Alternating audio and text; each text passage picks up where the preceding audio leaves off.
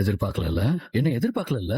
இப்படி சர்ன்னு வந்து நிப்பேன்னு எதிர்பார்க்கல. என்னடா ஷூட்டிங்க்கு வெளியூர் போறேன்னு சொல்லிட்டு போனவன் இங்க வந்து நிக்கிறானேன்னு பாக்குறீ. வீர தூணிலும் இருப்பான் துரும்பிலும் இருப்பான். ஆமா, புருஷன் ஷூட்டிங்க்கு வெளியூர் போறேன்னு சொன்னதும் பட்ட பகல்ல எவனோ ஒருத்தன் கூட நின்னு பேசிட்டு இருக்க.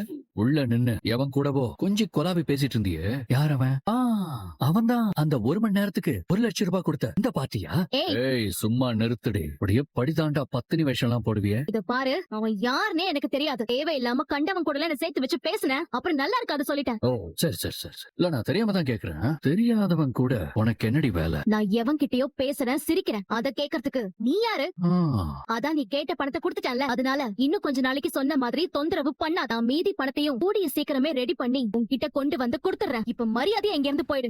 பாக்குறேன்டி, என் பணம் எப்ப வருதுன்னு நானும் பாக்குறேன். இதே உன் இடத்துல நான் இருந்தேன்னு வைய, அப்பா சாமி போதுண்டா இந்த வாழ்க்கைன்னு ஏதாவது டைரியிலயோ லெட்டர்லயோ என் வாழ்க்கை நாசமா போச்சு, அதனாலதான் நான் தற்கொலை பண்ணிக்கிறேன்னு எழுதி வச்சுட்டு என்னைக்கோ கைத்தல தொங்கிருப்பேன். ஐயோ, வீட்ல டைரி எழுதி வச்சிருக்கோமே. அம்மா வேற இன்னைக்கு பூஜை பண்ணணும், ரூம் எல்லாம் கிளீன் பண்ணணும்னு சொன்னாங்களே. ஒருவேளை டைரி அவங்க கையில கிடைச்சா என்ன ஆகும்? என்ன ஆனந்தி, ஏன் முகம்லாம் மாறுது? இல்ல குணா, இப்ப நான் உடனே வீட்டுக்கு போகணும். என்ன உன்கிட்ட நான் அப்புறமா பேசுறேன், சரியா? நில்லடி.